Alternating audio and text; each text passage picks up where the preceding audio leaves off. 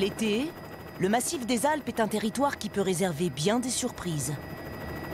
Et depuis quelques années, les randonneurs croisent au bord des précipices d'étranges personnages. Ces hommes ont une curieuse passion, le base jump. Dans leur combinaison, Michael, Arnaud et Jérôme passent leurs vacances à se prendre pour des oiseaux. 3, 2, 1, et allez, base. Base.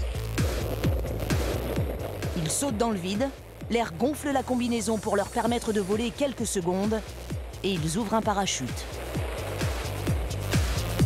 La sensation incroyable de pouvoir raser le relief, finalement, c'est du vol à l'état pur, puisque en parapente ou en parachutisme, en fait, il s'agit de vol ou de chute. Mais en combinaison à elle, on a un vol avec son corps, donc on a l'impression d'être un oiseau. Pourtant, les trois hommes ne pratiquent pas le base jump à la légère. Avant chaque saut, ils mesurent la force du vent. Il vient comme ça, le vent, là, tu vois. Il vient plein sud, c'est exactement ce qui était prévu par la météo. Pour eux, les conditions climatiques sont une question de vie ou de mort. Pour l'instant, Michael estime que le vent souffle trop fort. Les conditions sont limites. Ouais, en fait, on n'est vraiment pas fou, quoi. Enfin, moi, j'ai pas envie de me retrouver tête en bas ou sur le dos, sachant qu'en combinaison à elle, tout vol qui commence sur le dos est un vol qui conduit très rapidement à une catastrophe. Ça, c'est sûr. Pour éviter le saut fatal, Michael, Jérôme et Arnaud préfèrent aller jauger le vent un peu plus loin. Tous les trois sautent des montagnes savoyardes depuis une dizaine d'années. T'as pas l'impression que ça souffle, Arnaud? Écoute, un petit peu, on va checker ça, ouais. On va regarder. Les trois hommes n'ont pas enfilé une combinaison à ailes du jour au lendemain.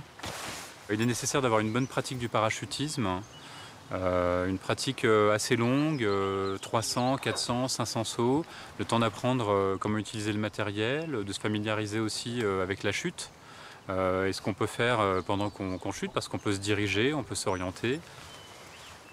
Pour se sentir en pleine confiance, ils préfèrent porter une combinaison faite sur mesure. Ça fonctionne un petit peu comme une voile de parapente, c'est-à-dire l'air va pénétrer à l'intérieur ici, là, et gonfle en fait ces petites tuyères pour rigidifier à la fois l'aile de bras, les deux ailes de bras, et l'aile de jambe qu'on voit ici. La vitesse de pointe peut atteindre 150 km/h. Le vol ne dure souvent pas plus d'une minute. La peur est nécessaire pour rester en vie. La peur, en fait, elle permet de se mettre en alerte et de se dire, voilà, on va commencer à se préparer, on va commencer à se concentrer. Et une fois qu'on sera prêt, une fois qu'on sera serein, on aura en fait toutes les clés pour bien réussir le vol. Moi, je suis d'accord avec ce que dit Arnaud.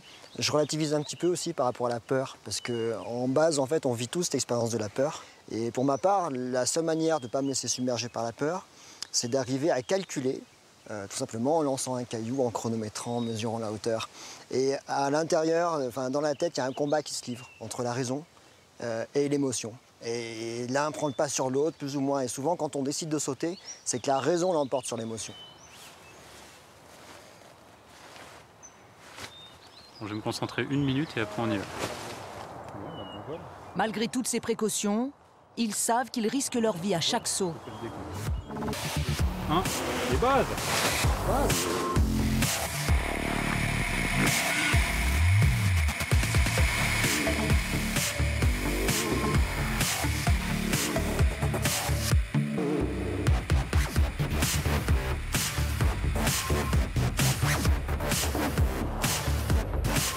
Comme tous les base jumpers, Michael, Jérôme et Arnaud n'utilisent qu'un seul parachute. Pas la peine d'en avoir un deuxième de secours. Ils n'auraient de toute façon pas le temps de l'ouvrir en cas de problème.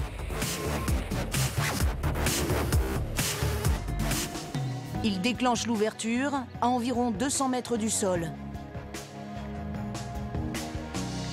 Cette passion des sensations extrêmes coûte cher. Rien que pour la combinaison et le parachute, il faut débourser 3 000 €, sans compter les sauts d'apprentissage.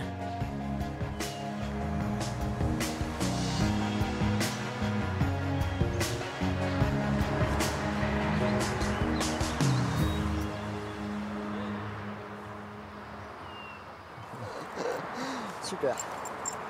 C'était bien? Génial.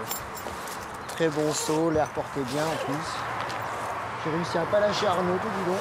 On réalise notre rêve, hein. Voler. Arnaud, Michael et Jérôme n'ont jamais eu d'accident. Certains pratiquants ont poussé trop loin ce besoin de décharge d'adrénaline. En 10 ans, plus de 200 personnes ont trouvé la mort.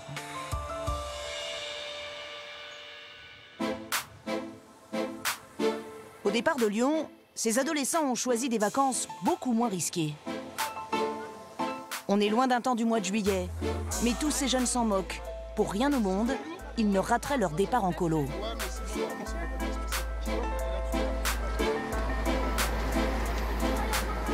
Les enfants quittent la ville, direction les Alpes. Dans 200 km, ils vont goûter aux joies de la montagne pour la première fois. Ces collégiens se connaissent depuis qu'ils sont tout petits. Brian, 15 ans, Hichem, 13 ans, et Bouzid, 14 ans, fréquentent le même centre social. Leur passion à tous, c'est la danse hip-hop. Oh, pas mal, hein? La seule chose qui les motive, c'est le stage de danse qui les attend. Pendant 10 jours, encadrés par des danseurs professionnels, ils vont suivre des cours de hip-hop ou de breakdance. Pour l'instant, la montagne, ça les intéresse pas vraiment. Ah bah moi je vais... Pas encore. Je vais que faire du hip-hop. Ouais, la danse. On attend de voir comment ça va se passer. Les randonnées, j'aime pas. T'aimes pas? Non, moi je dors pas dehors. S'il pleut, En 10 jours, Sarah et ses petits camarades vont découvrir que camper à la montagne, même l'été, peut réserver pas mal d'imprévus. Ils arrivent dans leur camping 1 étoile à 70 km au sud de Grenoble après seulement 3 heures de voyage. Pour Hichem et Bouzid, c'est déjà beaucoup trop. Ouais, trop de route. J'étais malade, j'avais envie de vomir. Ça fait du bien, hein, pour trouver la terre ferme là, un peu. Leur terrain de jeu, un emplacement qui leur est spécialement réservé au bord du lac du Sautet. Pour l'instant, ils ne se soucient pas trop de la beauté du cadre. Allez, on va s'isoler du monde. C'est la course pour choisir la meilleure place. Nous, on est forts. Appelle le feu. Ils sont encadrés par 3 animateurs. Ah, on peut se mettre là, s'il te plaît, Kaba? Bah ici, là, au moins. Jette-la, c'est une 2 secondes. Voilà, c'est bon. Kaba, 24 ans, c'est leur éducateur. Il connaît bien les enfants. Il les suit toute l'année au centre social de Villeurbanne. Les tentes, vous êtes responsables de vos tentes, parce que les autres, ils vont pas... Ancien footballeur professionnel, Kaba a grandi dans la même cité que les enfants. Pour financer leur séjour, ils ont organisé une brocante et vendu des t-shirts. C'est la première fois qu'on part 10 jours. Bouzid pense à ses vacances depuis des mois. On mérite de venir ici. On a travaillé pendant 1 an et pour arriver à ce point-là. Et t'es content? Bah, bien sûr. Ça fait toujours plaisir de partir en vacances. Tu pars souvent en vacances? Ça dépend. Une fois tous les 2 ans, normalement. T'es déjà venu à la montagne? Enfin, non, c'est la première fois que je passe des vacances à la montagne. Bah, je sais pas, au moins ça change de la mer. De leur côté, les 5 filles du groupe ont décidé de toutes dormir dans la même tente. Ah, c'est mouillé! C'est mouillé, c'est mouillé. Pendant 10 jours, elles vont faire bande à part et vivre en pleine nature va leur poser quelques soucis. Voilà, je vous ai dit, il y a des bêtes. La majeure partie d'entre elles n'a jamais fait de camping. Elle est où? Ça pique! T'es sérieuse? Vas-y, bouge. Quoi comme bête? Une sauterelle. Ça pique pas. Bon, allez, laissez-moi de la place, moi. Moi, je mets ma valise là. Oh, les garçons qui doivent être Kaba, là! Oh! Nordine est le directeur du centre social de Villeurbanne. Voici! Quand il hausse le ton, Tout de suite! tout le monde file droit. Tout de suite! Pour Nordine, c'est un principe. Tous méritent. Même si les parents ont des difficultés financières, ils ont payé 160 € par enfant. Non, tu remplis ça de l'eau. C'est quoi ton rôle? Vas-y. Il m'a dit de... Tu remplis ça de l'eau. Il y a déjà des gens. Va remplir. C'est ça. Ahmed, s'il te plaît. Tu vas juste te dépêcher, je ne fais pas un défilé de mode. La gratuité, on n'est pas pour, ça c'est clair. Effectivement. Pourquoi? C'est pas leur apprendre en fait. Nous, on bataille pour tout ce qui est assisté. C'est pas des assistés. On bataille pour ça. Rien n'est gratuit dans la vie. C'est pas comme ça la vie. Il faut que je travaille, il faut que je comprenne les choses pour avancer, pour l'école, pour l'argent, pour dire voilà, j'ai la valeur de l'argent en fait. Et la vie en communauté, loin de chez eux, doit aussi permettre à ces ados d'élargir leur horizon. Tu es toujours dans le bitume, dans le bruit, dans la pollution. Et du jour au lendemain, tu pars 10 jours en pleine cambrousse, tu es à la campagne. Tu vis pendant 10 jours dans un endroit comme tu vois là. Ça leur fait du bien, ça aère, ouais, ça aère. Et oui, je pense qu'à un moment donné, il doit rester quelque chose dans leur petite tête et leur corps le moment qu'ils vivent là.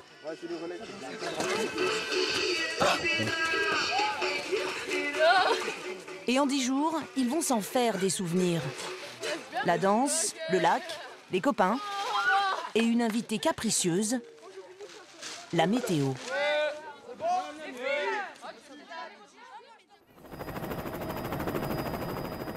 De l'autre côté du Mont Blanc, en Suisse, la station de Crans-Montana n'accueille pas de campeurs. Depuis toujours, elle attire les fortunes du monde entier. Nichée à 1500 mètres d'altitude, c'est une des stations les plus luxueuses du monde. Ici, le prix du mètre carré s'envole. Il peut grimper jusqu'à 25 000 €. Pour trouver leur bonheur, les riches touristes n'ont que l'embarras du choix. Toutes les boutiques portent l'enseigne d'une marque prestigieuse. À Crans-Montana, la clientèle dépense sans compter. Ici, le luxe est une institution. Ivana le constate tous les jours. Elle vient d'ouvrir son agence immobilière et pour elle, l'été, pas question de prendre des vacances. Elle chouchoute ses nombreux clients français. Avec eux, Ivana n'aborde jamais l'épineux sujet de l'exil fiscal. C'est vrai qu'ils aiment notre région, ils aiment ce que Crans-Montana peut leur offrir, donc ils se sentent vraiment à l'aise.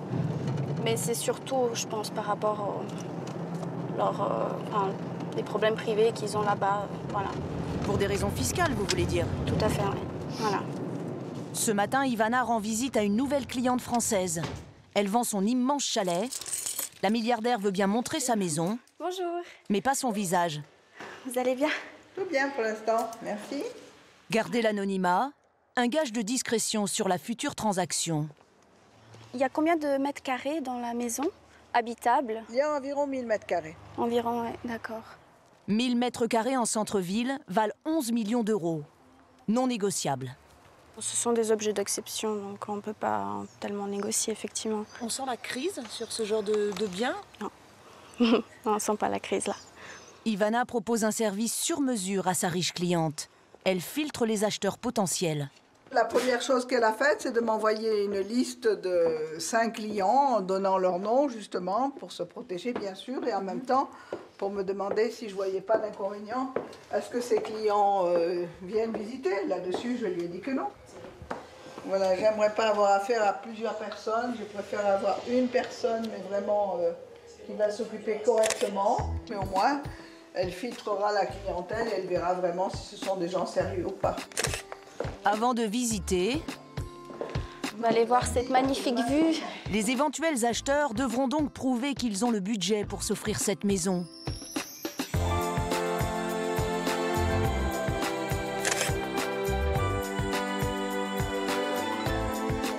Le couple milliardaire ne tient pas pour autant à quitter Crans-Montana. Il vend pour faire construire un chalet conforme à ses désirs du moment. C'est quelqu'un qui fait les massages ici chez vous, qui connaît... Oui, nous avons droit à des vrais massages, voilà, tous les jours. La vendeuse veut une propriété de plein pied pour son mari qui a du mal à se déplacer. Voilà. Alors vous n'utilisez pas l'ascenseur, vous? Moi, j'aime pas tellement l'ascenseur, c'est vrai, mais enfin, il est là. Madame n'envisage pas de vivre dans une chambre plus petite. J'ai jamais vu une chambre aussi grande. Oui, c'est vrai que c'est une très belle chambre. Elle mesure 90 mètres carrés. C'est le genre de superficie pour une chambre qui est courante par ici? Non, non, pas du tout, justement. C'est pour ça que j'aimerais mettre ça en évidence pour mon dossier de vente. Le couple n'habite plus en France depuis de nombreuses années. Il partage son temps entre son île en Amérique du Sud, les États-Unis et son chalet suisse. Au revoir, à bientôt, au revoir. Se mettre à l'abri des rumeurs et des regards indiscrets, c'est aussi cela le luxe feutré de Crans-Montana. Et tous les moyens sont bons pour satisfaire aux nombreuses exigences des riches touristes. Les hélicoptères tournent en permanence sur le petit aéroport de Sion, à 30 km de Crans-Montana. Bonjour. Bonjour. Cheveux courts, Doreen est une Hollandaise qui aime lier l'utile à l'agréable. Elle arrive tout droit de Rotterdam et pour plus de confort, elle rejoint la station en hélicoptère plutôt qu'en voiture. Elle peut se le permettre, son mari pèse plusieurs centaines de millions d'euros, il a fait fortune dans l'informatique. J'adore, c'est excitant. Doreen est avec Aileen et Vilma, deux amies qu'elle a invitées pour une semaine de vacances. Mets-toi plutôt au milieu.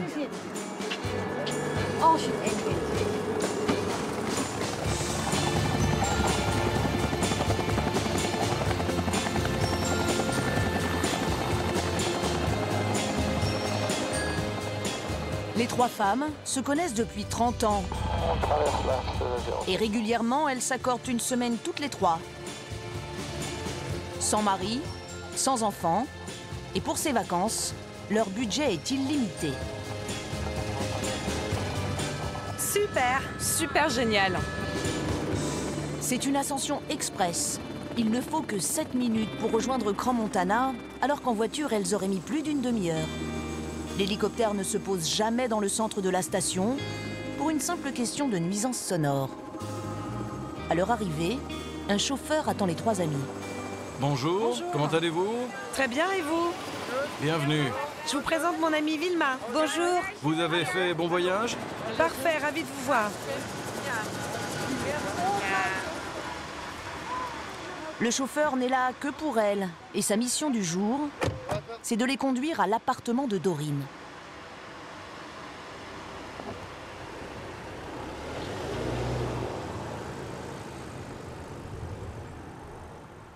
Le summum du luxe à Crans-Montana, c'est être propriétaire et n'avoir aucune contrainte d'intendance. C'est cette solution qu'a choisie Doreen pour sa résidence secondaire. Elle possède un appartement en contrebas d'un hôtel 5 étoiles de la station. Bonjour, entrez.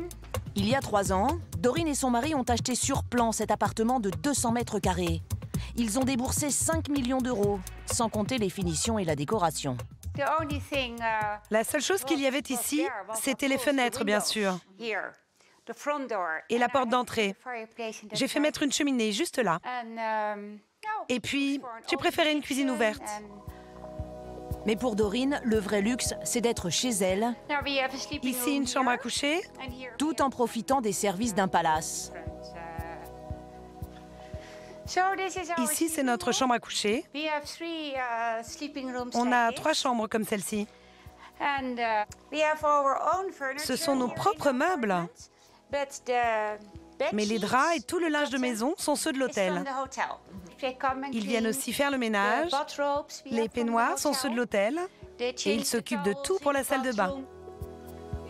L'hôtel gère chaque détail. En vacances, Doreen ne veut aucune contrainte. C'est bien comme ça parce qu'on fait rarement la cuisine. Il nous suffit d'appeler l'hôtel. Un coup de téléphone ou un simple mail. Et je demande ce que je veux. Puis le personnel de l'hôtel n'a plus qu'à les ranger dans mon frigo. Je peux demander du vin, des sodas, du lait pour mon café. J'ai aussi ma machine à café. Le matin, je peux me faire mon propre café. Ensuite, je commande mon petit déjeuner. Sur le balcon, ces deux amies s'impatientent. Ça serait bien d'aller boire un verre, non? Oui, allez, allons-y. Ah, enfin, allons boire un verre. Doreen aime le faste de Crans-Montana. Je fais toujours bien attention à tout éteindre avant de sortir.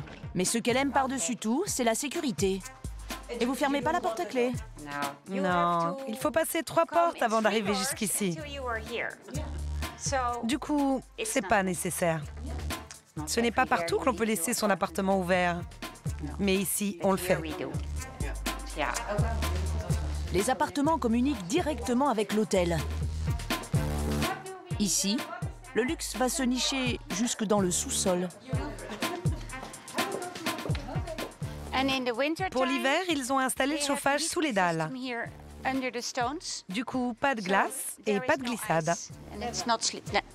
Doreen a décidé de faire passer à ses amis des vacances de rêve.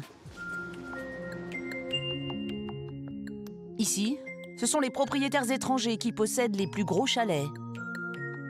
Ils ont beau dépenser beaucoup d'argent, les autorités de Crans-Montana estiment qu'ils sont un peu trop nombreux. Le canton suisse a donc décidé de réguler le marché de l'immobilier. Dans la vitrine de son agence, Ivana est obligée d'écrire au bas des annonces une phrase étonnante.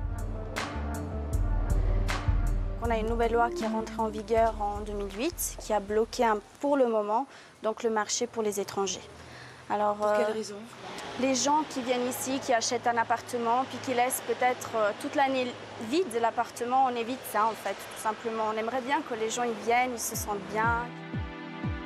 Un appartement fermé toute l'année, à Crans-Montana, on appelle ça un lit froid. Avec cette loi, les autorités veulent lutter contre ces volets clos l'hiver comme l'été. Même si le marché immobilier est florissant, la ville semble à l'arrêt. Les propriétaires absents sont suspectés d'acheter uniquement pour spéculer. Alors pour contourner ce problème, les agents immobiliers de la station misent sur un nouveau projet. Ils vont créer tout un village russe en fait, avec des nouvelles tours, avec des piscines. C'est vrai que c'est des gens qui aiment le luxe. Le luxe, c'est la marque de fabrique de Crans-Montana. Enzo, agent immobilier, en a bien conscience. Ah ouais, c'est le dernier que j'ai aussi. Il a déjà dans son catalogue tous les logements de ce projet pharaonique. Les promoteurs russes n'ont pas lésiné sur les moyens. Ils ont décidé d'investir 650 millions d'euros. Du jamais vu à Crans-Montana. Au total, le projet compte 1500 lits réservés à une clientèle très haut de gamme qui devra débourser 25 000 € le mètre carré pour un chalet. Les acheteurs vont devoir faire face à une contrainte inhabituelle pour augmenter le taux d'occupation et lutter contre ces fameux lits froids. Ce complexe est vraiment un complexe de lits chauds. Ça veut dire que les personnes qui vont acquérir un appartement ou un chalet dans ce complexe, ils sont obligés de le mettre en location. Les deux agents immobiliers comptent bien obtenir un mandat exclusif de vente et de location pour ce projet russe. Les commissions pourraient leur rapporter 1 million d'euros. Doreen, elle, est déjà propriétaire à Crans-Montana. C'est incroyable. Vraiment génial. Et elle dépense son immense fortune dans les meilleurs restaurants de la station. C'est fantastique, c'est génial. On n'entend aucun bruit. Ce soir, Doreen a réservé dans l'établissement dont tout le monde parle. Bonjour, comment allez-vous? Bien, merci. Ravi de vous voir. Doreen est une habituée des lieux, mais elle n'a jamais dîné à la table la plus en vue du restaurant. C'est tellement... C'est très beau ici. Vraiment superbe. Le trio va s'installer dans un endroit où, en général, les clients ne sont pas admis. Tout le gratin de Crans-Montana se presse pour s'asseoir à cette table. Bonsoir, je m'appelle Doreen. Dîner dans la cuisine, c'est le dernier chic. Pierre Crépeau, le chef cuisinier, est français. Il y a 15 ans, il est venu travailler pour une saison d'hiver et il n'est jamais reparti. Il s'est même marié à une femme de la région. Et dans son restaurant, il est aux petits soins pour ses riches clientes. Saveurs traditionnelles et cuisine moléculaire, en ce moment, c'est le nec plus ultra dans la station. À la table d'hôte, le chef vous propose un menu spécial. Je ne suis pas au régime ce soir. Et il vous propose de commencer avec un cappuccino de pommes de terre à la truffe. Ce mélange de pommes de terre et de truffes, c'est délicieux. Suivi d'un foie gras et ses perles de pommes granny. Le chef propose un menu dégustation de ses recettes les plus surprenantes. Nous poursuivrons avec des gambas servies avec un risotto de quinoa.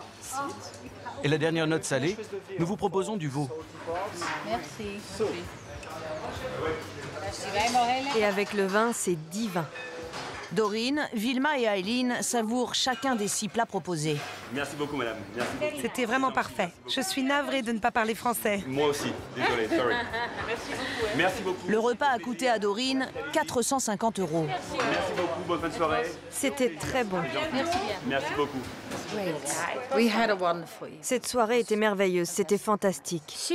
Un service impeccable, un cadre étonnant.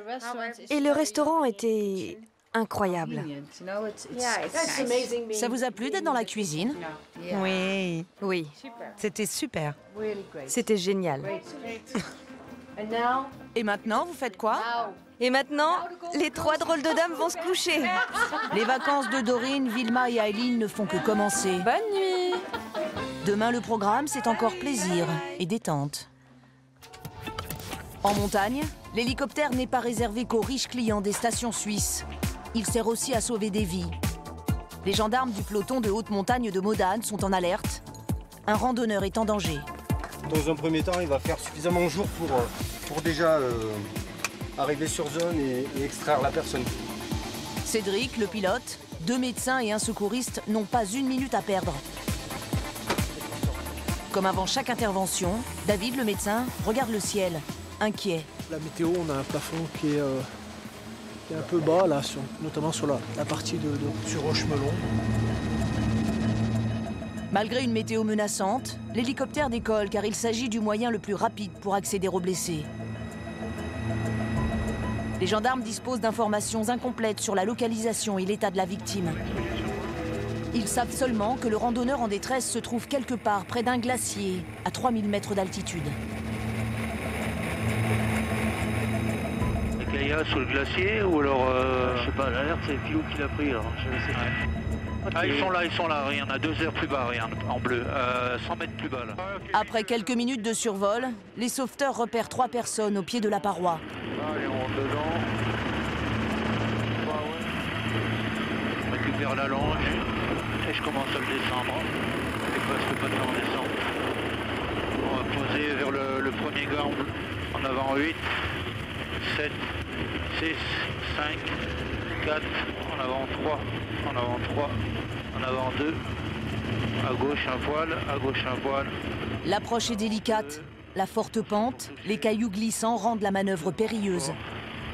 Ok, il est posé, c'est bon. Il fait moins 10 degrés. La victime prostrée est un homme de 62 ans qui a fait une lourde chute. Ah, monsieur ?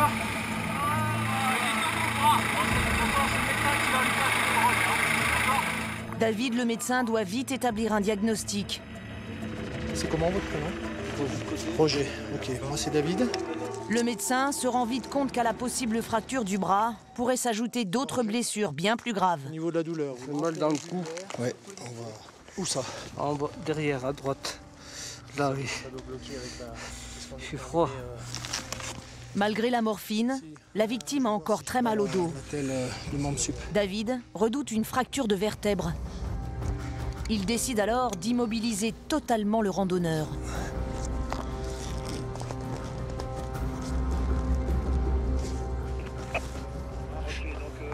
La corde qui est là-haut, c'est la corde par laquelle il est tombé, c'est ça? Les marcheurs se rendaient à une messe en plein air pour préparer un pèlerinage dans la montagne. Au moment de l'accident, il fait nuit. Le groupe de randonneurs est presque arrivé au sommet quand Roger perd l'équilibre et tombe 20 mètres plus bas. Son ami marcheur chevronné reconnaît leur imprudence. Il faut être là-haut à 8h du matin pour aller à la messe. Donc on monte de nuit, ce qui est une connerie. Aujourd'hui, on n'y voyait rien, même si on avait des lampes. Au lieu de s'emmancher comme d'habitude, moi je faisais le parcours par cœur. Mais par cœur, quand on le fait toujours. Et puis là, il était en train de merder, et puis il a glissé. Ça sent bien. Par chance, la chute de Roger s'est arrêtée à 2 mètres du précipice. Il a eu mal. Sous sédatif, le dos et l'épaule immobilisés, Roger est prêt pour être transporté dans la nacelle. Le moment est délicat. T'inquiète pas, Roger. Ok, excusez-moi, on va passer à la manip. Lâchez bien, Roger, mais Là, il faut serrer les dents. Là. Les sauveteurs ont besoin du renfort des 2 randonneurs valides. Vous glissez la perche dans l'axe vers... Car la nacelle est en pente et il faut soulever la victime sans aggraver ses blessures. Levez. Ok, glissez. Encore. Montez. Incline. Ok, prenez de l'autre côté en face de moi, monsieur. En face, là. Voilà. Ok, on cale sous la jambe. Là, doucement.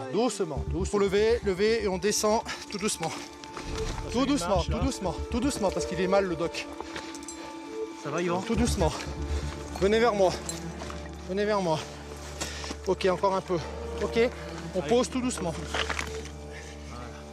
Ok, c'est bon, c'est terminé. Moins de 2 heures après l'alerte, on vous touche plus, promis. La victime est en sécurité. Je suis vraiment suffoqué de voir l'efficacité du PGHL. Puis la gentillesse. On les descend aussi. Ils sont sympas comme tout. Gentils, sympas.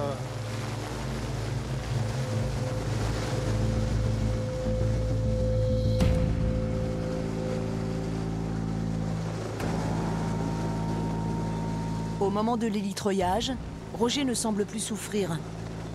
Les antidouleurs ont fait leur effet.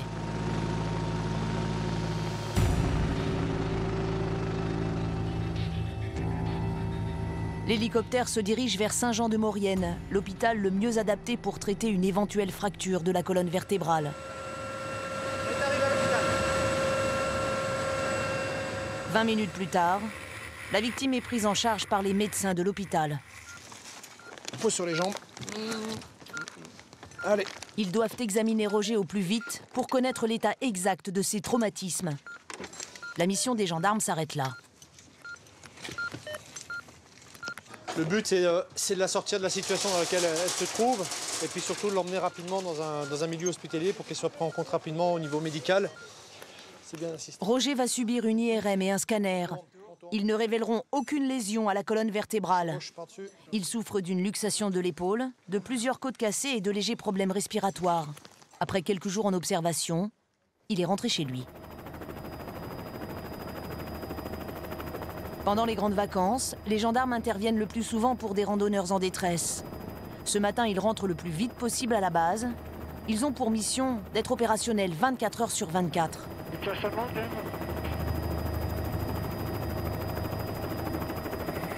Ce jour-là, les interventions vont s'enchaîner jusqu'au soir.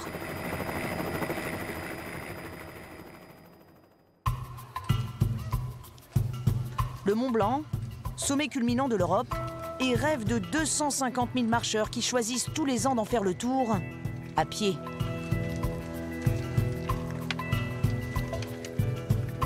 Cette randonnée est de plus en plus accessible. Alors forcément, à certains passages, les sentiers prennent des allures d'autoroute. J'ai l'habitude de faire de très longues marches en Angleterre. J'en ai déjà fait une dizaine. Mais rien n'est aussi vaste que le Mont Blanc. C'est tellement mieux ici. Les tours opérateurs rivalisent d'ingéniosité pour satisfaire une clientèle à la recherche de sensations originales. Transport de bagages, sport à outrance, randonnée en famille, il y en a pour tous les goûts. Et ça marche. Depuis 2 ans, la fréquentation autour du Mont Blanc a progressé, après 10 ans de chute. Ce petit groupe de 12 personnes a, lui, choisi un tour du Mont Blanc insolite, hors des sentiers battus pour éviter la foule. Une formule qui coûte plus cher que les autres. Pour 650 € par personne, ils vont dormir en refuge et privilégier les petits chemins pour se retrouver seuls au monde. Antoine, Léo, Didier et les autres vont boucler leur tour du Mont Blanc en 7 jours.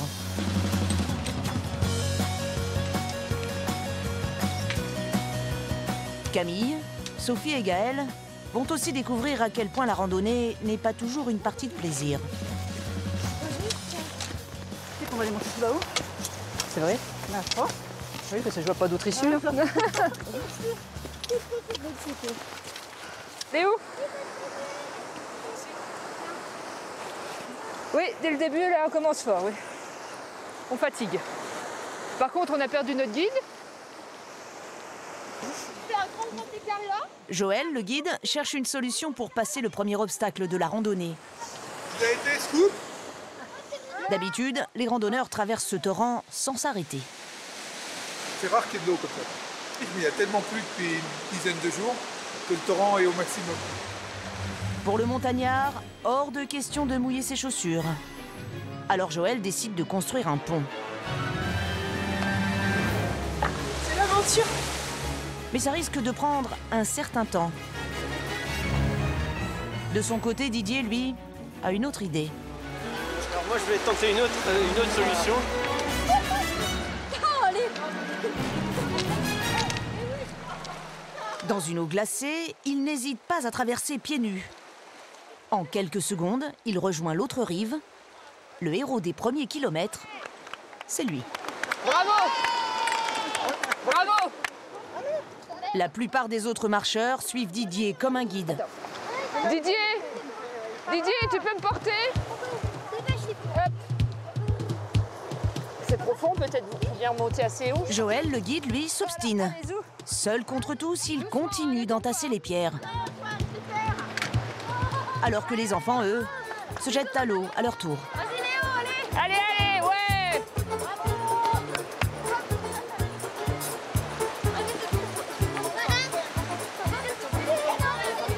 Il n'y a plus de bâton, là? Il reste Camille, 15 ans, la fille aînée de Didier. Elle est transie par l'eau froide du torrent.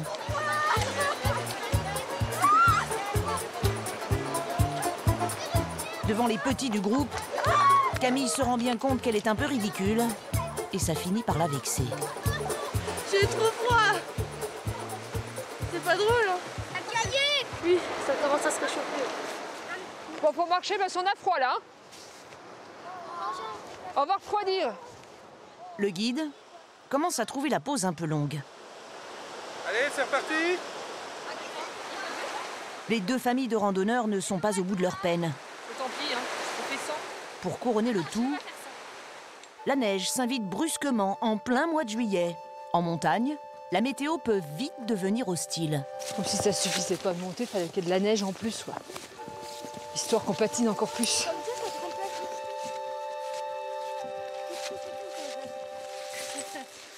Mais on va le faire. Ça va le faire. Pour Elisabeth et Sophie, la barre est un peu trop haute. Elles sont loin des vacances qu'elles imaginaient. Ça n'a fait que de la montée depuis ce matin, quand même. Vous pensez, vous y attendiez à ça ou pas? Moins difficile.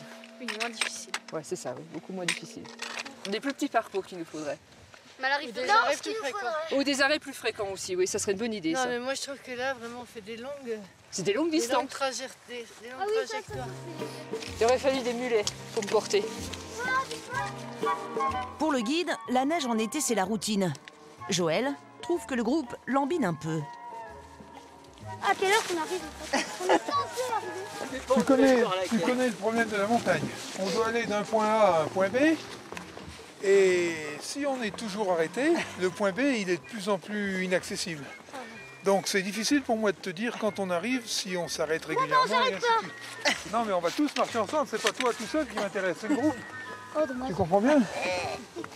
Tu comprends bien. Didier, le père d'Antoine, donne encore l'exemple. Après le torrent, c'est pour la rigolade. Ça y est, une bataille de neige en mois de juillet. Comment? Bataille de neige au mois de juillet, c'est pas mal. Bataille de boules de neige. Tiens, Antoine. Dans le brouillard, un peu plus haut, les mains dans les poches, Joël attend. Et ça commence à l'agacer. Ouais, ben non, on va pas l'emmener avec nous. Hein. Donc si tu veux qu'elle roule, allez, pousse ça dans le bon sens. Attention, ça va tomber. Attention. On y va. La descente vers le refuge prend des allures de sport d'hiver en plein été. C'est la patinoire. Mais oui, mais si on va trop vite, on tombe. Voilà, c'est mon fils. Après 9 heures de marche, le froid, la neige et le grand air, les randonneurs sont au bord de l'épuisement. On est ravis d'arriver et c'était quand même un peu long. Hein. Moi, je ne m'attendais pas à une journée aussi longue. Je pense que c'est quand même un peu costaud pour les enfants. Là, vous rêvez de quoi, là? Ah, une douche, un thé et une douche. Moi, de s'asseoir, de se poser. Du lit. C'est une petite soirée. Oui, on va dormir. Je n'en peux plus. On est mort. Sans se déshabiller, là je me couche et je dors. Le groupe n'est pas au bout de ses surprises. Il va dormir dans une étable. Regarde pas. Oh là là là là. On est combien là-dedans, les 50 ou quoi? D'un coup, leur étable tourne à la punition. Leur rêve de lit douillet vire à l'horreur. Et comble du désagréable, ils ne vont pas dormir tout seuls. Alors, est-ce que vous avez tous vos boules de caisse? Oui. Non mais... C'est bon, j'en ai moins Parce à que faire. là, je peux vous dire que c'est plus qu'indispensable. Non mais moi je les baffe les gens. Honnêtement. Non mais c'est une étable en plus, hein. C'est une ancienne étable. En plus ça sent la cour de pêche. C'est une porcherie. C'est une porcherie. Et ça c'est pour accrocher le linge. attacher les vaches. Oui mais alors bien. Vous êtes loin. Une paillasse. Une paillasse. Un tapis ou je sais pas.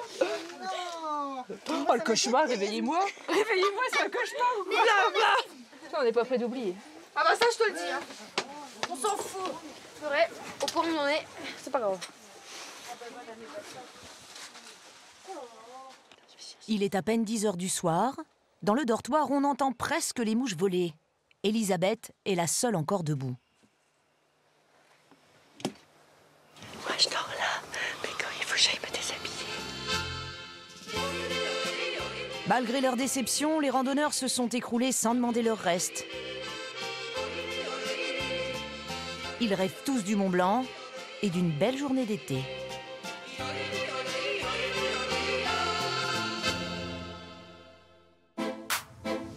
Qui va se baigner alors? Au camping du lac, c'est une vraie journée de vacances qui se profile. C'est la première fois depuis qu'ils sont arrivés qu'Hichem et ses copains de Villeurbanne sortent les serviettes et les maillots de bain. Ah, par contre, faites attention, hein, parce qu'apparemment ça descend très vite. Hein. Le... allez, on va jusqu'à là-bas et on fait des sauts et tout. Ah mais faut nager en crawl. Hichem et Bouzid n'ont pas l'habitude de se baigner dans un lac. Ici, pas de plage, c'est directement les pieds dans l'eau. La profondeur atteint 7 mètres dès le bord. En raison des fortes pluies, la baignade n'est autorisée qu'à un seul endroit et ça inquiète un peu Bouzid. Monsieur, en fait, je voulais juste vous demander, quand tu marches, t'as pied ou c'est quand tu marches et tout à coup ça tombe? Ça descend assez rapidement là. Allez-y doucement. Mais attendez, juste je regarde d'abord si tiens. Il va pas tomber, il va se baisser. Maëlich. Les animateurs les laissent partir dans l'eau sans connaître les dangers. Donc, alors qu'à la mer, ils ont plus l'habitude. Allez, go, chez nous.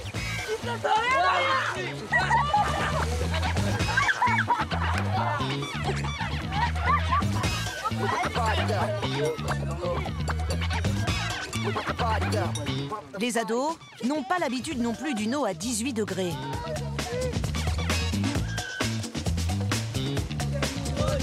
Harvey, lui, plonge moins vite que les autres.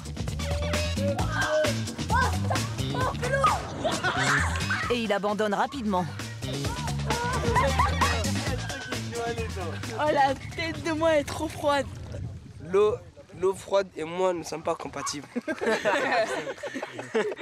on va pas ensemble, c'est tout. Ah, c'est qui là-bas là? Pourtant, il y a bien quelque chose qui pourrait faire changer d'avis Brian et Ahmed.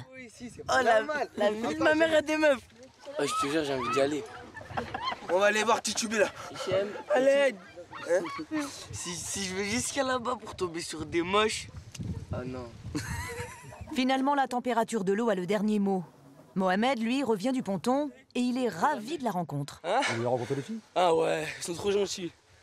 Ah, en plus, elles viennent de Marseille. Oh. Fin de la baignade.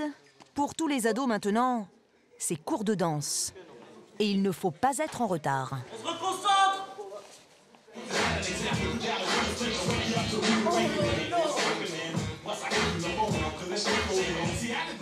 5, 6, 7, 8.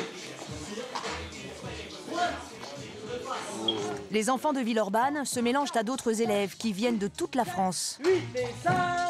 En tout, ils sont une centaine de danseurs à suivre les cours distillés par des professionnels. Bouzid a du mal à suivre le rythme, mais il s'accroche.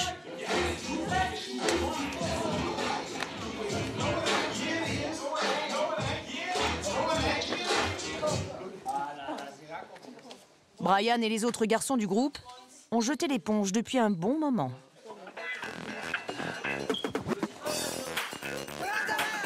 Alors, pour redonner le sourire à tout le monde et profiter de cette journée d'été, les animateurs ont décidé de frapper fort. Direction le barrage du lac, à quelques kilomètres. Pour une activité qui leur promet le grand frisson. Ah, il y a une prime de risque!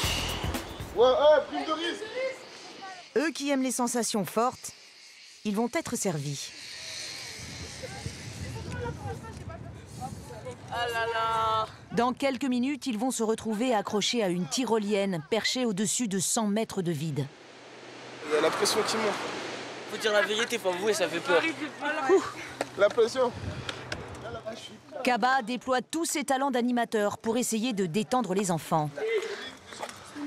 Les gars, écoutez, aujourd'hui, on va quand même vivre peut-être quelque chose d'unique. Hein? Si jamais je pars, il y a plein de gâteaux dans ma tente. Servez-vous. 1, 2, 3, bien! C'est parti, allez, go! Mais les efforts de Kaba ne servent pas à grand-chose. En arrivant sur le promontoire, les visages se ferment.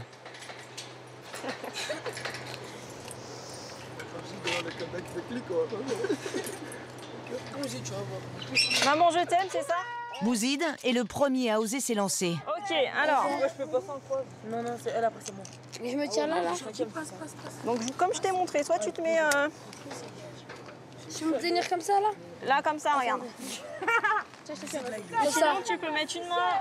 Comme ça. Une main sur la poulie. Et je peux me mettre comme ça? Si tu veux, comme ça, c'est bon. Ouais. Allez, quand tu veux.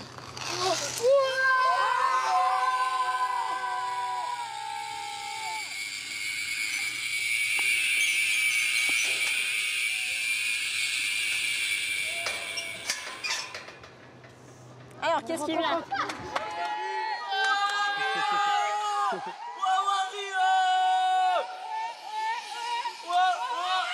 Oh,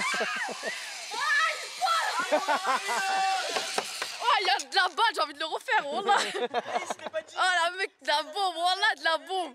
Oh, Ryan, oh, Brian, fais-le. Sur l'aire de départ, Brian est tétanisé par le vide. Kaba tente de le convaincre. Tu vas le regretter, sinon, vas-y, s'il te plaît, Brian. Il veut pas y aller. Il veut pas Allez, quand tu veux. Hey, Brian, allez! Au bout d'une dizaine de minutes de pourparlers et d'encouragement, Brian se lance enfin.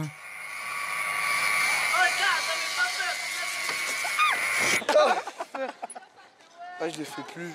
Hein? Ah, t'as hésité, hein? Bah ouais, violent, je voulais pas. Je voulais pas le faire, ça t'a poussé, hein? Parce qu'il m'a tellement insulté que j'ai dit, vas-y, je le fais. Comme Brian, Hichem a eu quelques sueurs froides. J'avais Comment t'as trouvé ça? super peur, mais après, dès que j'étais à l'intérieur, c'est bon. Alors, moi aussi, j'ai eu peur parce que la tyrolienne, ça faisait un bruit bizarre, ça faisait zzzz. Après, j'ai commencé à avoir peur. Après, j'ai vu que c'est bon. J'étais vers la fin, je me suis dit, c'est bon, je suis arrivé. Les enfants ont bien fait de profiter du beau temps. Le ciel se couvre et le froid de la montagne s'abat sans hésiter sur la colonie. Elle, je la prends, elle. Au campement, seuls les merguez sont au chaud. La première des choses, c'est ceux qui n'ont pas de gilet ou de pull se lèvent, va mettre un truc chaud. Hichem, Ahmed, Mimi, Jakamba. Le petit pull à capuche d'Ahmed ne suffit pas. Les enfants n'ont pas de vêtements assez chauds et le minuscule feu de bois réchauffe à peine. Avec la nuit, la température baisse encore. Ahmed aime de moins en moins la montagne. Non mais c'est grave, il fait trop froid. Ouais. Normalement, on va pas à la montagne quand on fait du camping. Bah ouais. On va où? On va sur la côte, je sais pas. On va en hiver à la montagne. Arbi, la chenille se... Kaba parvient à faire diversion. Et c'est avec une simple chanson de leur enfance que les ados rebelles vont oublier le froid. Et c'est la vie. Bien. Mohamed, tu lances. Attendez, chacun son tour maintenant. Là, c'est Arbi, c'est pli. C'est pli.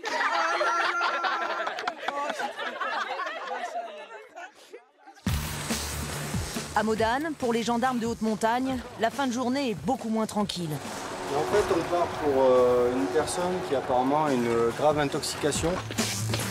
C'est une intoxication au monoxyde de carbone. La victime n'a qu'une heure d'espérance de vie et les gendarmes le savent. Le médecin, Étienne, ne veut prendre aucun risque. Il apporte avec lui 2 bouteilles d'oxygène. On s'est gardé en réserve si jamais je finis l'autre, quoi. Juste le temps de faire le plein de kérosène et le peloton met le cap sur Val-Fréjus. Cette station de Savoie n'est qu'à 20 minutes d'hélicoptère de la base. C'est sur la partie gauche alors, hein? Ah ouais, le hameau il est là-bas là. Ouais, faut suivre la piste. Cette fois, les gendarmes ne partent pas pour sauver un randonneur. Ils vont se poser pour secourir un habitant d'un hameau isolé. Les pompiers sont déjà sur place. La gravité de l'appel a mobilisé tous les secours de la région. Ouais, là c'est bon, ça reste comme ça. Bon, à droite c'est bon, derrière c'est bon. C'est bon. Ouais, c'est bon derrière, c'est bon à droite, c'est bon reposé. Le médecin de la gendarmerie doit établir un diagnostic au plus vite.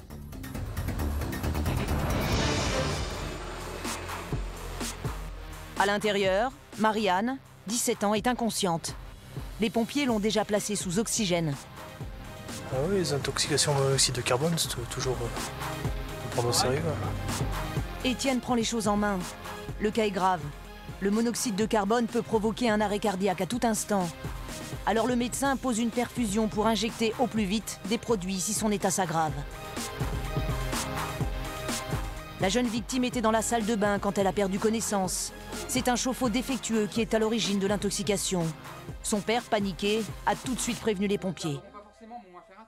Ma fille était en train de prendre sa douche et puis d'un coup elle a appelé sa mère et puis elle est tombée inanimée. Tout de suite, elle est tombée dans les pommes et bon, pendant au moins 5-10 minutes, elle ne nous voyait plus, elle ne nous voyait pas, elle n'entendait pas. On a préféré appeler les secours.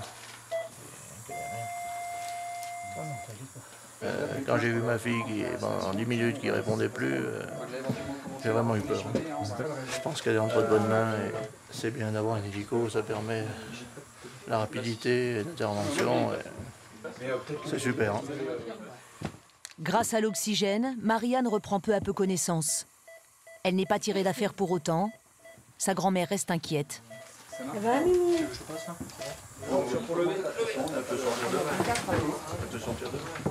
En quelques minutes, la victime est stabilisée. Son état permet l'évacuation. Les parents de Marianne sont soulagés. Salut ma puce. Salut ma puce. Bisous. Bon, bah écoutez. Bah merci à vous. Je vous en prie. Bon vol, merci. Au revoir. L'intervention n'a duré qu'une demi-heure. Mais Marianne a encore du mal à respirer. Il faut l'évacuer dans les plus brefs délais. L'altitude pourrait aggraver son état. Cédric, le pilote, attend les instructions du médecin avant de décoller. Je vais voir avec lui si on peut monter, comme c'est une intoxication, voir si on peut monter. Sinon, on va être obligé de prendre la vallée. Donc, on va adapter le vol en fonction du docteur. Est-ce que je peux prendre l'altitude? Ouais. Ça gêne pas? On va être plein pot sous l'oxygène. D'accord.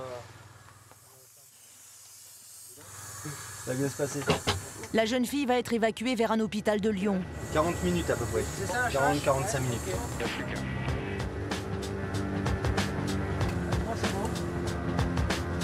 À Lyon, il y a le seul hôpital de la région qui est équipé d'un caisson à oxygène. Il va permettre au corps de Marianne d'éliminer tout le monoxyde de carbone qu'elle a respiré. Toute intoxication au monoxyde de carbone est potentiellement sérieuse, d'autant plus si cette jeune fille qui a présenté perte de connaissance prolongée. Donc pour nous, c'est médicalement une indication d'oxygénothérapie sous caisson. Mais il reste encore au pilote un paramètre délicat à gérer, l'obscurité. Cédric et son collègue portent des lunettes à vision nocturne qui intensifient la lumière. En moyenne, les gendarmes interviennent de nuit 3 fois par mois. Les missions de nuit en hélicoptère, ça reste quand même des missions exceptionnelles. Pendant le trajet, Marianne reprend peu à peu ses esprits.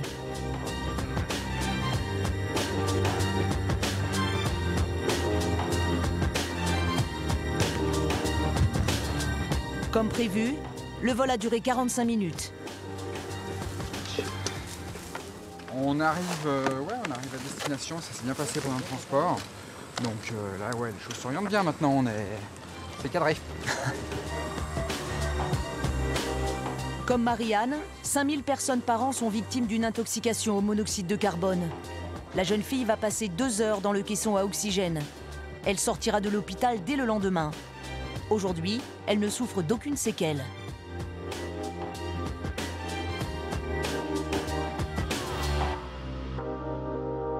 Pendant l'été, le peloton de gendarmerie de haute montagne de Modane intervient près de 300 fois, de jour comme de nuit.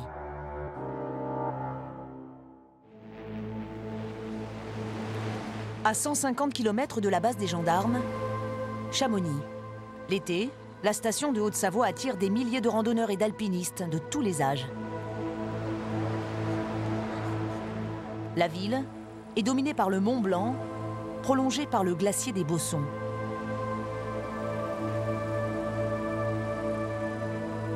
Ce glacier, c'est l'obsession d'un personnage étonnant.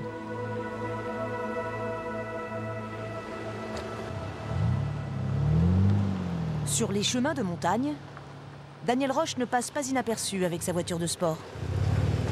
Explorateur et aventurier, à 60 ans, Daniel Roche s'est pris de passion pour le Mont Blanc sur le tard. D'abord footballeur professionnel, puis agent immobilier, cela ne fait que 8 ans qu'il passe tous ses étés sur le glacier. Bon, eh ben, je vais me déshabiller. Il porte toujours du rouge. C'est une question de sécurité. S'il m'arrivait une tuile, ce que je ne souhaite à personne évidemment, le rouge se repérera beaucoup plus facilement sur les rochers ou sur la neige. Du mois d'avril aux premières neiges, Daniel Roche part en expédition sur le glacier plusieurs fois par semaine.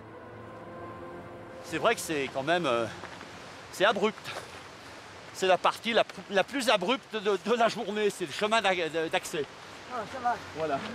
Pour atteindre son terrain de jeu, Daniel doit franchir cette limite qui tient les randonneurs à l'écart. Car s'approcher d'un glacier comporte toujours des risques. À chaque instant, des morceaux peuvent se détacher.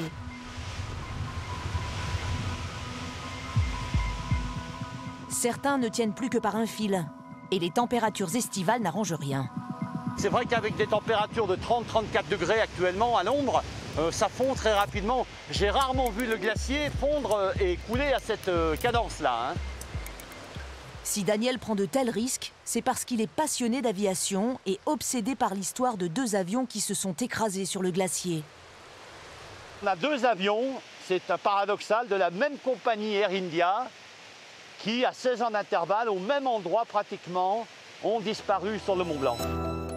En 1950, le Malabar Princess se retrouve prisonnier d'une tempête de neige. Il s'écrase à 4600 mètres d'altitude. À son bord, 48 personnes et aucun survivant. 16 ans plus tard, un deuxième accident fait 117 victimes au même endroit. Les débris des 2 avions sont projetés sur toute la surface du glacier. Depuis 8 ans, Daniel fouille la glace à la recherche des dernières traces des crashs. Il y en a encore là-haut, il y en a encore plein là-dedans. Là, dans le glacier au-dessus de moi, il y a encore des tonnes et des tonnes de pièces d'avion qui descendent. Et aussi incroyable que cela puisse paraître, il suffit que Daniel se baisse pour trouver plusieurs morceaux d'avion. Boeing, on va sûrement trouver des morceaux beaucoup plus explicites. Là, tenez, regardez, là, il y a un morceau de tubulure d'avion. Voilà, ça c'est sûrement... Voilà. On n'avait pas vu, on est passé à 20 cm du câblage. Et il est tout numéroté, évidemment, il y a des références dessus. C'est génial. 10 minutes plus tard, Daniel trouve un débris encore plus gros. C'est une trappe d'ouverture du Boeing. Un morceau de extérieur. Superbe. En grimpant encore, Daniel trouve une pièce qui va le bouleverser. Superbe morceau d'avion ici sous la glace. C'est la première fois que je trouve ça dans mes aventures. C'est carrément un morceau de hublot du Boeing 707. Toute cette partie-là était en rouge et le reste était en blanc. Quand on pense que derrière, Il y avait quelqu'un qui a voyagé derrière ce hublot. L'avion était pratiquement complet. C'est très très émouvant de trouver une pièce pareille. Voilà. On décolle. Ouais. Le hublot pèse une vingtaine de kilos. Mais Daniel se refuse à le laisser là. Bon allez, on va la balancer. Ne vous affolez pas. Hein. Voilà. En éternel insatisfait, il ne se contente pas du morceau de hublot. Sa passion le pousse à chercher toujours plus loin.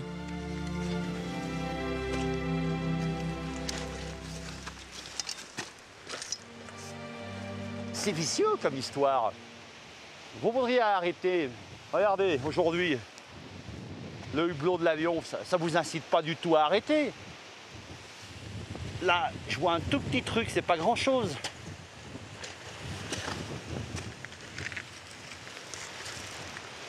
Il faut avoir l'œil de lynx. Hein. Je n'ai qu'un regret, c'est de ne pas avoir connu l'histoire plus tôt. Voilà.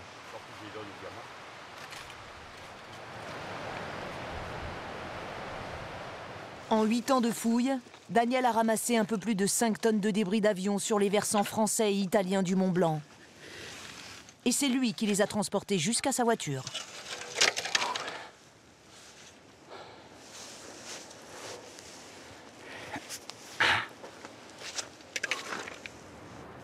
Là aujourd'hui, je ne dis pas que c'est facile, mais c'est quand même une des journées les moins difficiles par rapport à ce que j'ai vécu, même il y a encore 3 jours dans le glacier italien du Miage, où j'ai fait pratiquement 6 km sur les glaciers avec 50 kg. J'ai mis 4h30 à redescendre. Et bien mes enfants. Si Daniel collecte toutes ces pièces d'avion, c'est pour reconstituer l'histoire des passagers.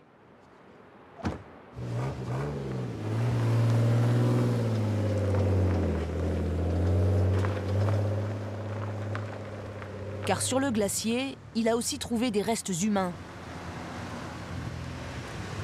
Et il a tenu à leur trouver un lieu de sépulture. Alors là, on est au petit cimetière de Saint-Gervais-le-Fayet.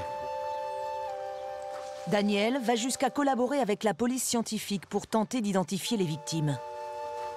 Une fois que tous les tests d'ADN et compagnie sont effectués, je récupère les restes et je les enterre dans ce petit carré. La municipalité de Saint-Gervais a mis à sa disposition une modeste place au fond du cimetière. Ah, c'est ici. Je creuse ici, j'ai un emplacement ici, à cet endroit-là. Il faut leur donner une sépulture décente, ce qui permet également aux gens, aux familles et à beaucoup d'autres gens de venir se recueillir. Pour aller au bout de sa démarche, Daniel va bientôt se rendre en Inde afin de rencontrer les familles des passagers disparus. Dès l'été prochain, il montera à nouveau sur le glacier.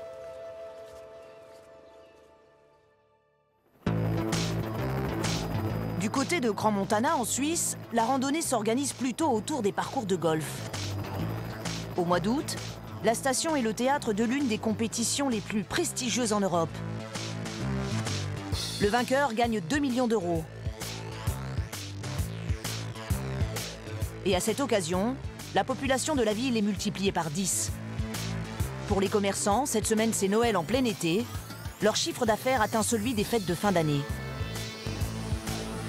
C'est par là. Aujourd'hui, Dorine et ses 2 amis ont décidé de se faire plaisir dans les magasins. Et ce ne sont pas les boutiques de luxe qui manquent. Il y a tant de magasins différents ici. Il y en a pour tous les goûts, à tous les prix. Tout le monde y trouve son bonheur. J'aime bien la bague avec les petites pierres là. Ah oui, elles sont très jolies. Dorine en profite pour faire un crochet chez son bijoutier préféré. Ça vous dit de rentrer? Allons-y, oui. Bonjour. Bonjour, est-ce que vous allez bien? Comment allez-vous? Ça fait plaisir de vous voir. Voilà. Dorine vient chercher son dernier achat. C'est une montre faite sur mesure qu'elle a commandée au début des vacances. Voilà. C'est un peu ce modèle, Kathleen. Je te laisse faire. Dorine et le bijoutier préfèrent rester discrets sur le prix. Le modèle de base se vend 10 000 €. Et cette semaine, ce bijoutier ne sera pas le seul à faire de bonnes affaires. Pendant l'Open de golf, magasins de luxe, cafés et restaurants ne désemplissent pas.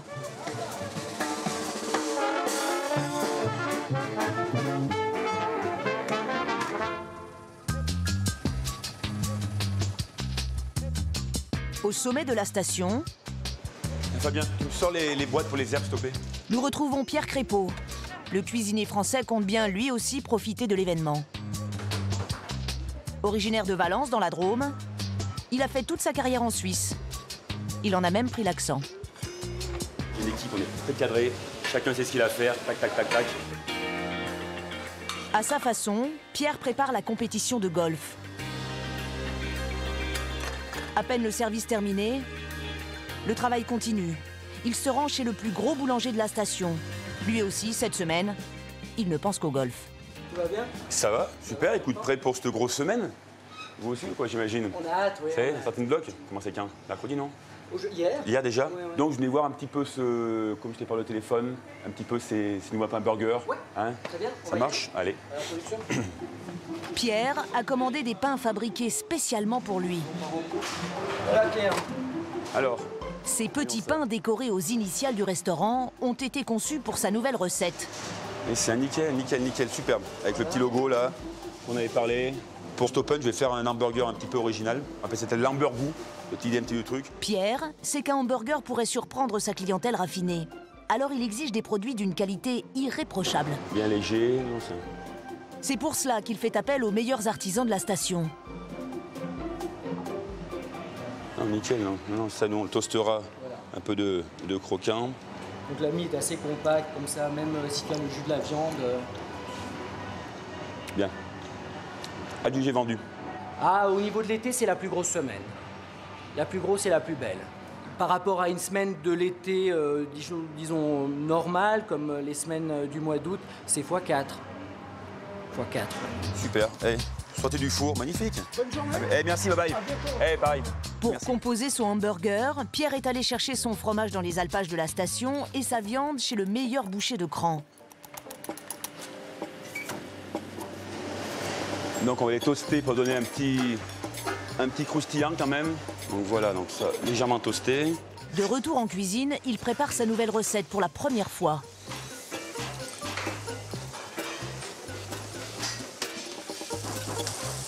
Donc voilà, donc on ne garde pas trop cuit parce qu'on va le finir à la salamandre, faire fondre la raclette dessus.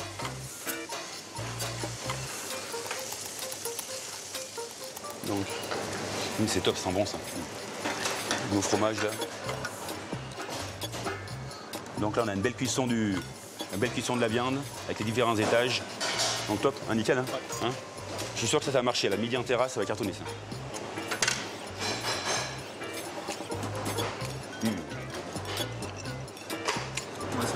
Top. Adjugé vendu? Validé. Cette recette éphémère ne sera servie que pendant l'Open de golf. Le hamburger sera facturé 30 € aux clients. Grâce à lui, Pierre espère doubler sa clientèle pour le service du midi.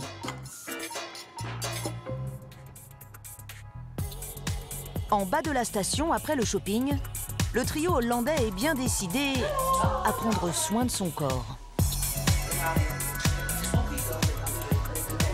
Les amis vont profiter des installations dernier cri du palace dans lequel Dorine possède un appartement. Est-ce que vous voulez réserver un massage, mesdames? J'aimerais un gommage et un massage. C'était tellement bien la dernière fois que je vais refaire la même chose. Par ici, je vous prie. Le massage coûte à Dorine 250 €. L'accès au jacuzzi, lui, est compris dans un abonnement qu'elle paye pour l'entretien de son appartement. Je paye un forfait annuel et tout est compris. La décoration florale de l'appartement, le ménage et l'accès au spa. L'eau est tellement agréable, en plus ici, ils ne mettent pas trop de chlore. Tu as raison, sinon la peau devient si sèche. Mais ici, l'eau est délicieuse. C'est super ici.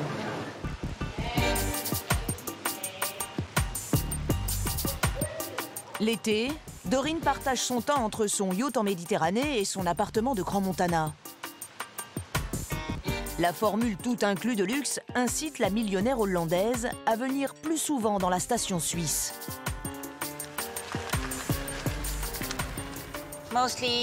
La plupart des gens en été préfèrent aller à la plage en Espagne, en France ou en Italie. Mais ils ne savent pas ce que c'est que la montagne en été. C'est vraiment magnifique. Cette année, c'est la première fois que Doreen est à Crans-Montana pendant l'Open de golf.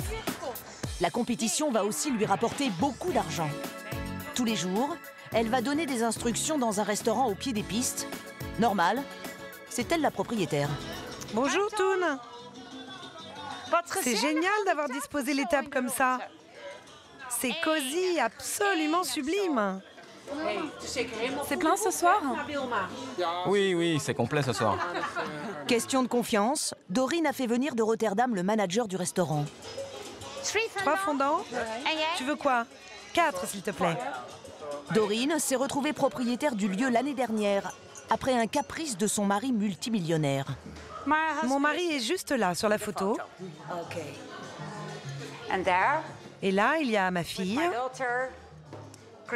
Et Christina Moore, la femme de Roger Moore, qui est là aussi. Michel cherchait désespérément un endroit pour boire un verre après une journée de ski. Alors il a acheté ce restaurant au pied des télécabines, en toute simplicité. Il n'y avait pas d'endroit comme ça à Crans-Montana. Maintenant, il y en a un. Du coup, on a voulu créer notre propre bar-restaurant. Il y avait bien un restaurant ici avant, mais ce n'était pas terrible. C'était vieux et sale. Du coup, on a voulu faire un endroit digne de Crans-Montana. On a dû tout refaire. Pour son premier été, bonjour, le restaurant de Doreen ne désemplit pas. C'est vraiment l'endroit où il faut être. Comme tous les soirs, le restaurant de Doreen affiche complet. Dans quelques jours, elle rentre à Rotterdam. Elle sera de retour dès cet hiver à Crans-Montana. Elle va fêter son 50e anniversaire et elle a décidé de privatiser un des palaces de la station afin d'y accueillir une centaine d'amis.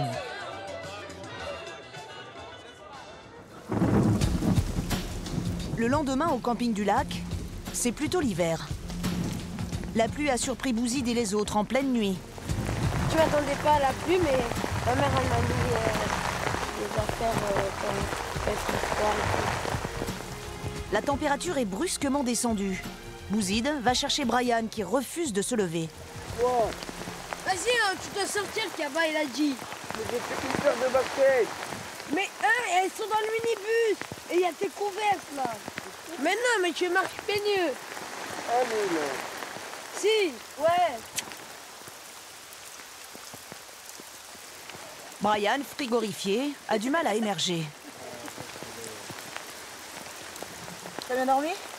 Ah, pas trop. Pourquoi? Parce qu'il pleut beaucoup. Et t'attends beaucoup la pluie ici. Bouzid préfère aller se mettre à l'abri et laisse son ami se débrouiller. Brian prend alors son courage à deux mains.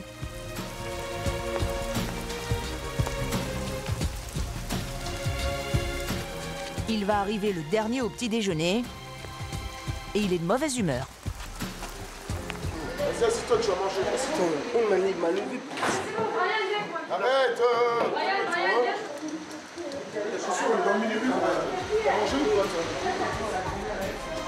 Le matériel de camping et la nourriture ont été rapatriés au sec. La pluie tombe jusqu'au soir sans s'arrêter.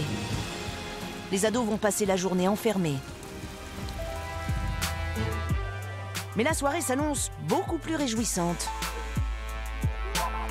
La pluie s'est enfin calmée et les ados vont pouvoir profiter de leur dernière fête. Ils ont tous pris le temps de se faire beau.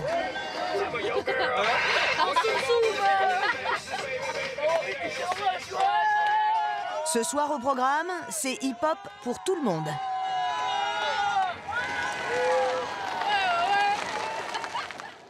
Avant d'aller danser, Wassif a une dernière petite retouche à faire.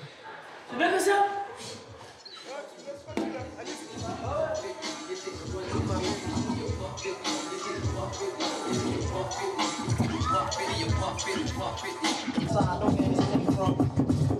Dans la salle, les ados de Villeurbanne retrouvent les autres participants du stage de danse. Très vite, ils organisent une battle. C'est une forme de duel où les danseurs s'affrontent sur des chorégraphies improvisées.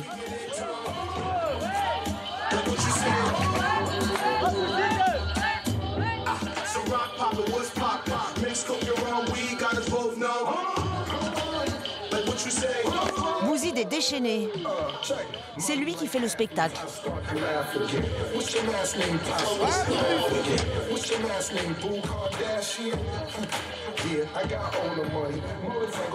Mustapha, son prof de danse, est fier de son protégé. Faut pas lâcher l'affaire en tout cas.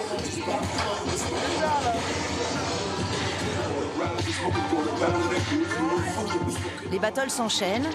Pour Hichem, Bouzid et Brian, la fête est réussie. Ils se souviendront longtemps de ces vacances. À la montagne, il y a de l'air. À la montagne, on a froid et c'est bien sinon. À la montagne, il n'y a pas de filles, c'est tous des campagnards et c'est naze. Vive Lyon! La soirée des enfants s'est prolongée jusqu'à très tard dans la nuit. Le retour à Lyon est prévu le lendemain.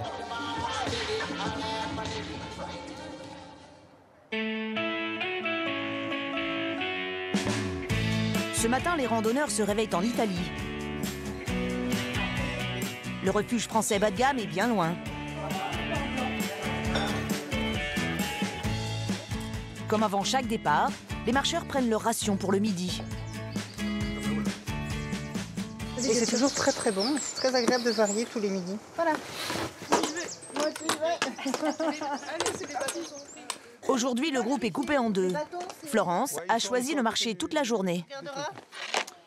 Bon, repose-toi bien, hein. C'est bien les boutiques. Elisabeth, Sophie et la plupart des enfants sont trop fatigués. Oubliez les chaussures de marche, ils sont à Courmayeur, loin des bouquetins et des chemins de traverse. Il manque plus que le soleil. Pour Sophie, cette pause était indispensable.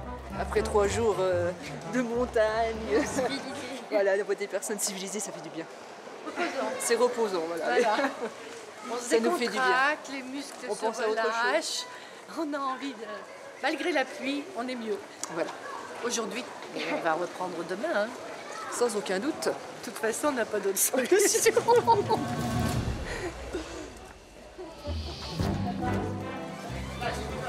Enfin, je place ceux qui ont monté là.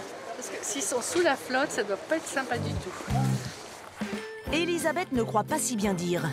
Les autres avancent péniblement dans un épais brouillard. Ouais, là on est sur le tour du Mont Blanc. Ouais. Encore une journée où le Mont Blanc va être difficile à voir. Ils ont encore 4 heures d'effort pour espérer l'apercevoir.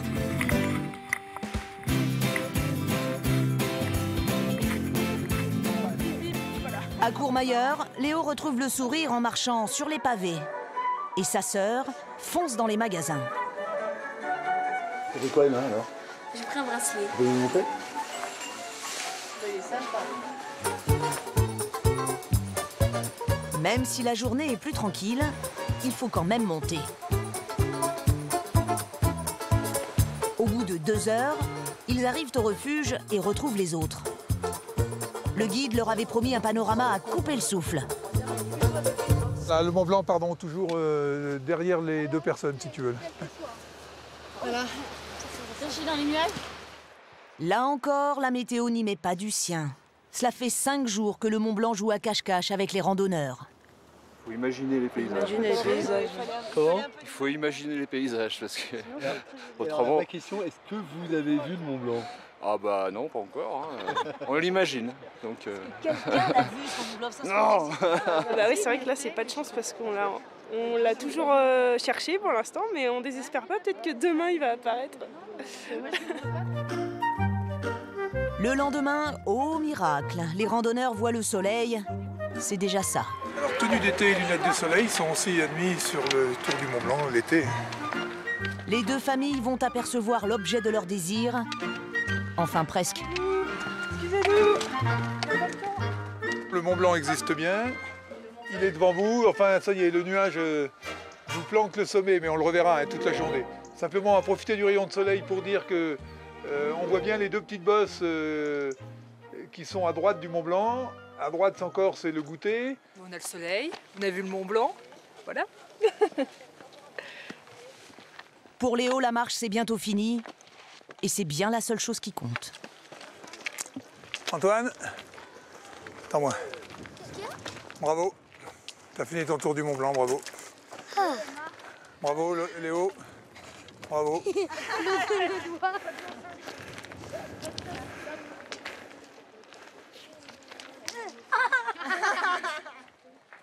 La dernière nuit en refuge s'annonce confortable, un peu comme à la maison. C'est quoi? C'est des petites mules pour mettre nos chaussures toutes sales dans l'entrée pour pas salir. Malgré la météo peu clémente, les journées de marche plus difficiles que prévu, Didier est ravi d'avoir fait découvrir à sa famille les joies de la randonnée en montagne. Content de la semaine, content de l'ensemble des refuges qu'on a fait, très variés, très divers. Non, franchement, sympa, sympa. J'ai détesté le deuxième. Sympa. Où on dormait dans la moitié dans une porcherie. Sympa ça. Pour Florence, Didier et leurs 3 enfants, les vacances ne sont pas encore terminées. Dans 2 jours, ils vont découvrir une activité beaucoup plus risquée que la randonnée.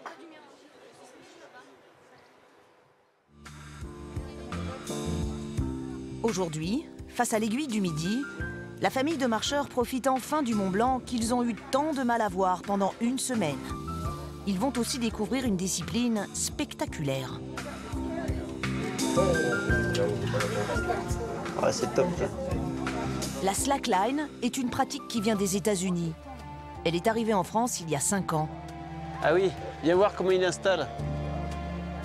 Par là, Gaël, tu contournes. Antoine et Sébastien sont des alpinistes confirmés. L'été, ils tendent une sangle entre 2 parois pour jouer les funambules. C'est le principe de la slackline. Verticalement, il y a 200 mètres, voilà. La fixation de la sangle exige plusieurs heures et de la minutie. C'est toujours ça, hein, Seb. Hein. La moindre erreur dans l'accrochage peut être fatale. Tu veux faire, tu peux aller mettre? Même si vous me payez, j'irai pas. Mais par contre, je veux bien voir faire. Je préfère mourir de vieillesse. Ah non, mais ouais. Florence et les enfants vont assister à une grande première. Bon, t'y vas? Toi d'abord. Shifumi? Ouais, moi ça me va. Sébastien et Antoine n'ont jamais tendu de sangle à cet endroit. Il y a comme une petite appréhension dans l'air. C'est vrai? Ouais. Shifumi. Shifumi. Shifumi. Oh merde. C'est Sébastien qui s'élance en premier. C'était tendu là, hein. Pour la sécurité, Sébastien est aussi accroché à une corde tendue sous la sangle. Grand, beau, fort, souple. Une nouvelle voie demande un temps d'adaptation qui passe aussi par la chute. Allez Seb. C'est nickel mon gars. Prends bien ton temps. Prends ton temps. Voilà. Voilà, ça se fait chauffer. Ok, ça c'est fait.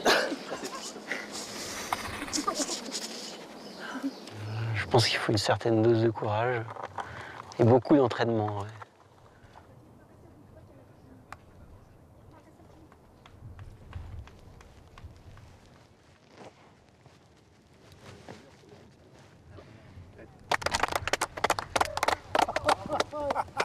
Génial. Est-ce que ça t'inspire, envie d'y aller? Okay. Et non, mais tu t'attaches? Didier n'a aucune envie d'essayer. Parce qu'après, il y a une autre étape. Mais c'est mort, maman, comme je ça, fais fort. c'est de réussir à aller descendre doucement et de se suspendre. Et voir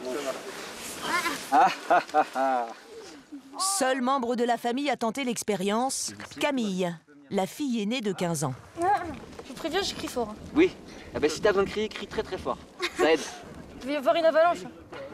L'objectif, pas la regarder, moi. Camille lâchera les mains quelques secondes. Il n'en fallait pas plus pour forcer l'admiration de son papa. Ouais, franchement, je suis impressionné. Voilà, super. Impressionnant. Ah oui, ça fait pas peur en fait. À toi?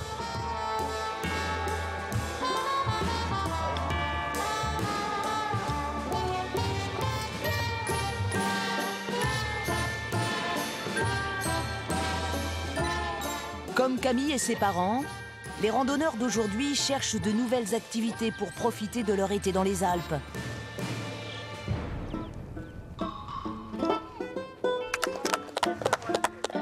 Tendu hein, le premier coup, hein?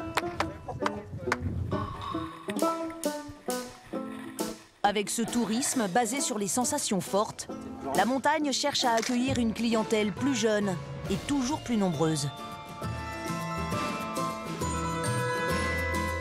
Wow. Ah, extraordinaire.